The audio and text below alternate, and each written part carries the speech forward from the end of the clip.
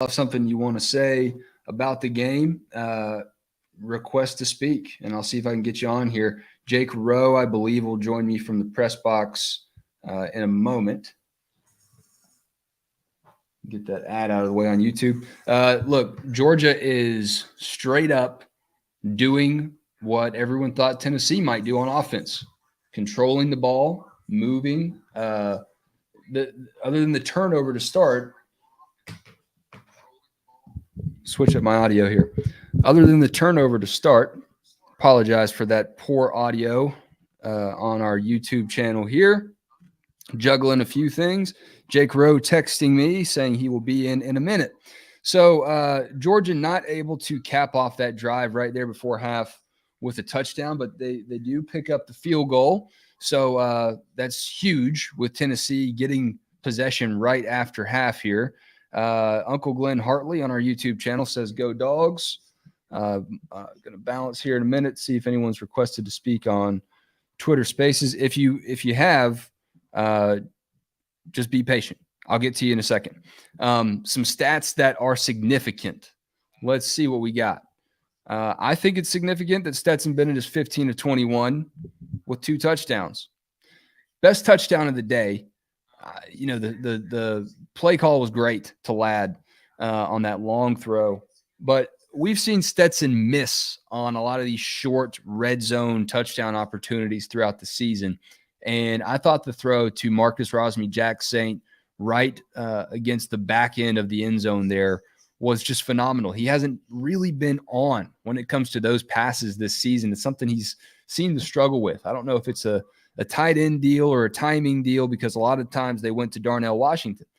That brings me to my next significant point. Darnell Washington doesn't have a catch in the first half. If I told you before the game that Darnell Washington would have 0 receptions and Georgia would be up 24-6, I think you may be a little surprised by that. I would be anyway, because you figure that Tennessee's going to try to take Brock Bowers out of the game. They haven't. 3 catches for 27 yards. But while we're on the topic of Georgia receivers, this was a position group that was kind of questioned coming into this game. There was a report by some anonymous scouts that Georgia didn't have playmakers on the outside, that Georgia couldn't move it with its players that weren't Brock Bowers or Darnell Washington. Well, let's run through the stats right quick, because Kenny McIntosh has 6 carries for 42 yards in the first half. Dejon Edwards has the unfortunate fumble, but it really lit a fire in Georgia after that happened, similar to Kenny McIntosh's fumble last week, against Florida. Got the old cold bug that everyone seems to have that's lasting about 4 months. I don't know what's going on with that. Other than that, let's see. Receiving, that's what I wanted to get to. Ladd McConkey, 3 catches, 63 yards, 1 touchdown, a long of 37. All right. Kenny McIntosh, 2 catches, 57 yards, 49-yard long on his stat sheet for the day. I'm going to bring Jake Rowe in. Yep, here he is. Jake, I was just talking about Georgia's receivers today, and I specifically brought up that anonymous scout that was cited in a couple reports from ESPN leading up to the game. And he said, whoever it was, said that whoever they were, said that Georgia didn't have threats on the outside, and Ladd McConkey is doing his part to change that narrative, and so is Marcus Rosemy-Jacksaint. Yeah, those guys made Ladd's spectacular work was, I guess, before the catch, getting free there, and I don't know what it was. I assume it was a double move the way he had that guy chasing him. But, yeah, that was an incredible route there from him. Marcus Rosemy-Jacksaint with also a great route, and to catch the ball in the back of the end zone like that. That was his first touchdown since dislocating his ankle against Florida a couple years ago. So that was just a huge play from him. And what a bounce back from Georgia just in general after that fumble on the opening drive. Yeah, that was phenomenal. Tennessee with 5 first half 5-start penalties. Georgia's crowd needed to be a factor in the game. I go back to that 3rd and 2 they had in Georgia's red zone, Tennessee, and they get backed up on back-to-back false start penalties. What's the atmosphere like right there right now, Jake? It's wild, man. And I don't know that it was any louder. It was pretty loud on the McCarthy touchdown. I don't know that it got any louder, though, than when Keely Ringo picked off that pass.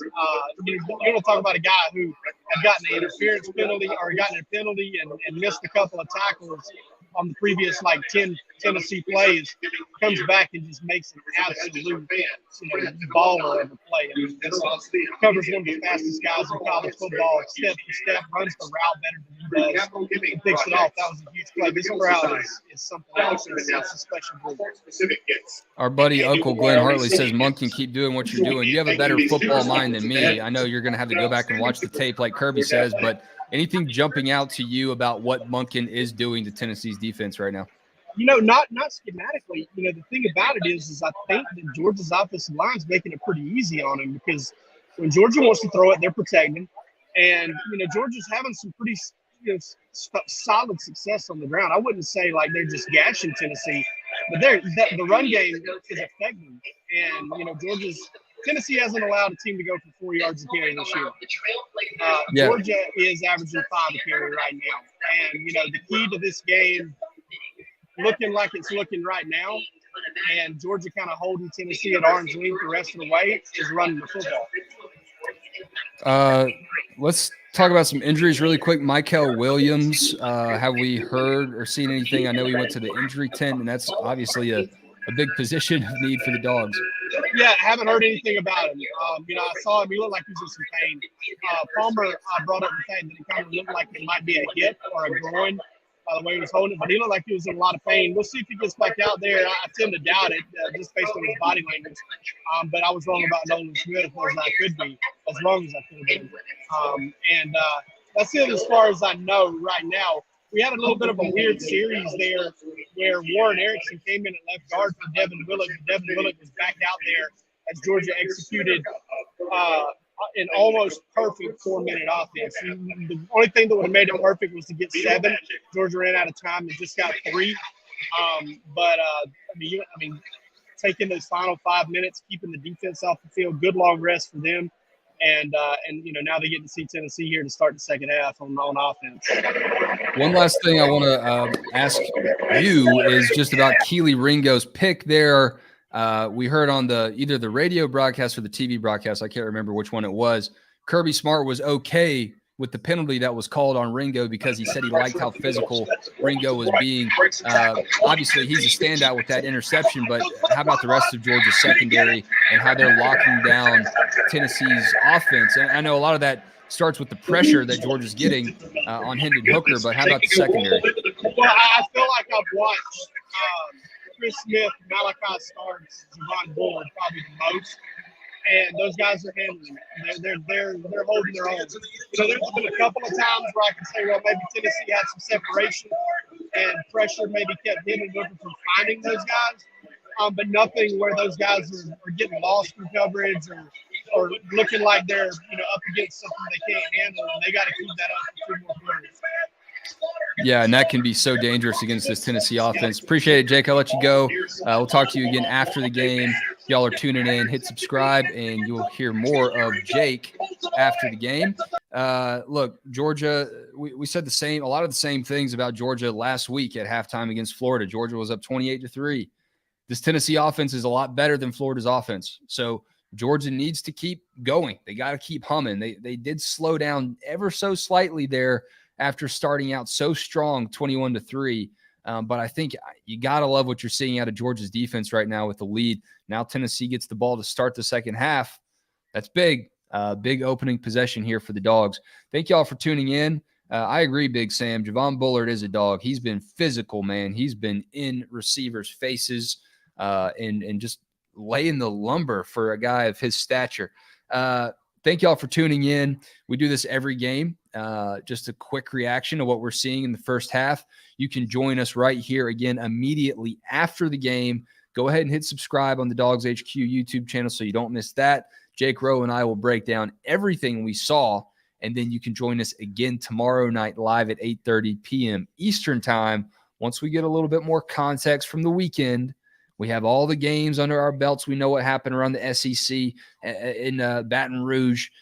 things of that nature will keep you filled in. And once we have a sleep in between the outcome of this game, you get a little bit more perspective. You think about some things. You watch the game again. You learn new folds about what Georgia's doing.